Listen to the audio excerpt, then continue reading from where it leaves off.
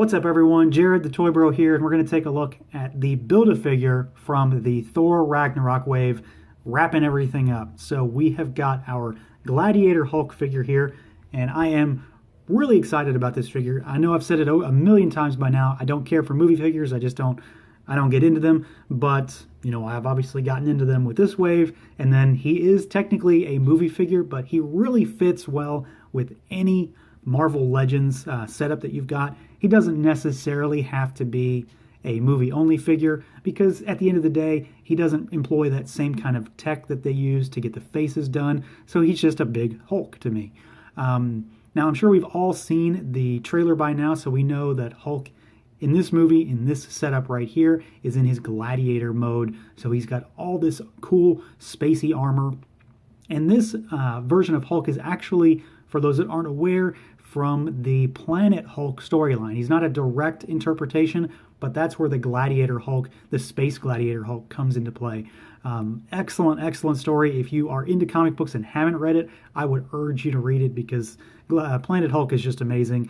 One of the big differences between that version and this version is the armor in general, the weaponry used. He doesn't have these particular weapons. These are movie specific, but he has a humongous shield, which is really cool. And in the comics, the big fight between him and another Marvel character is him fighting Silver Surfer, which is just awesome. So in the movie, we get him fighting Thor, at least as far as the trailer tells us so far. And then in the comic, he fights Silver Surfer, among others. So we're going to take a look at this guy and see what all he's got. He does have his issues. He's not perfect, but I'm overall very pleased with this figure. So we're going to do accessories first just to get him out of the way because obviously they're very large and it helps to manipulate the figure if he's not holding them. So we've got two to start with.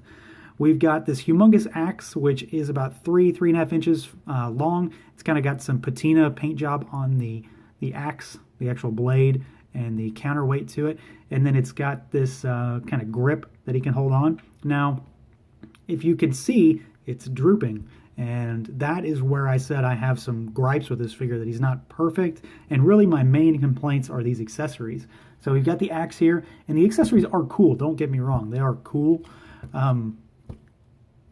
but they are way too heavy. And they're made of slightly gummy plastic, so they kind of wiggle and jiggle a bit.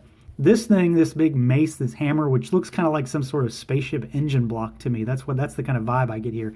Has the same kind of wash to give it a patinaed look as the axe, but it's even heavier. And this piece in particular is very heavy, and it really sags. So you probably over time have to kind of rotate it a bit so it will droop the other way and even itself out. Or what I've been doing is kind of having him, doing something like this, where he is got them resting on the ground, but he still looks really menacing. So we're going to pull those out. They are a very tight fit in his hand, thankfully.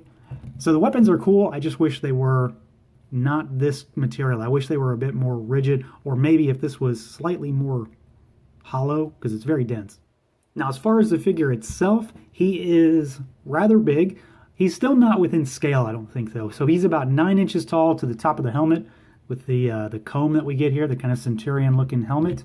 So he is about 1 inch taller than Ares in this wave, but I still don't think he's within scale. It's pretty obvious that he's not. Marvel Legends are kind of their own thing when it comes to scale, so they kind of vary wildly from figure to figure, but he's definitely not as big as he should be to be the Hulk, but he's pretty good. I mean, for a Build-A-Figure, for what we get now, I'm not going to complain too much, but scale is scale, so take that with a grain of salt. I'm going to remove the helmet just to do articulation real quick. So the head can swivel. It does have some back tilt and then a little bit down. Arms go out. They can swivel all around. We have a bicep swivel. There's a single joint at the elbow, which really doesn't have a great deal of motion. It's about 90, so it's decent, but it's not perfect. And then we have a hinge, which is kind of limited just due to the armor on the hand, and then a swivel. He has an upper diaphragm joint, which gives you plenty of rotation, and he can kind of swivel around. Got a bit of a crunch there. He does have a waist twist. Legs can kick forward a bit. They go back further than they do go forward. They go out a decent bit, and then there is a swivel at the thigh. We do have double joints at the knee, and then we have full-on rocker and a hinge at the ankle. So in general, you're getting kind of the standard Marvel Legends articulation. Nothing too crazy, but also nothing really missing here either. I'm going to put his helmet back on. As far as the sculpt on this guy goes, I think he's pretty damn good. I really like it. I am very pleased overall with how he looks. We've got a pretty solid face sculpt there. He looks really menacing. He looks very unhappy. The only way I think they could have made him better in terms of that is if he was possibly yelling. Hulk is always mad, so that's kind of his default expression, but he's not really in battle mode if he's not really screaming at something. Obviously, the rest of the figure is decked out in the armor. The shoulder guard here is its own piece, so it is something you get. I don't remember who comes with it, but this is one of the Build-A-Figure pieces, so it's included with another figure, so it pops on. It's kind of a rubbery material, and it's got a lot of sculpted detail all over it. He's got this skirt, which is a free-floating piece, which has a ton of detail as well, lots of sculpted line work. It is also another rubbery piece, which is fine. It allows for greater movement. We have got the sculpted on kind of shin guards here with the spikes. We've got the sandals, which are, again, a gummy material, but if you're so inclined, you can pull these off. They are not attached to the figure. You can remove them and have him be barefoot Hulk if you wanted to.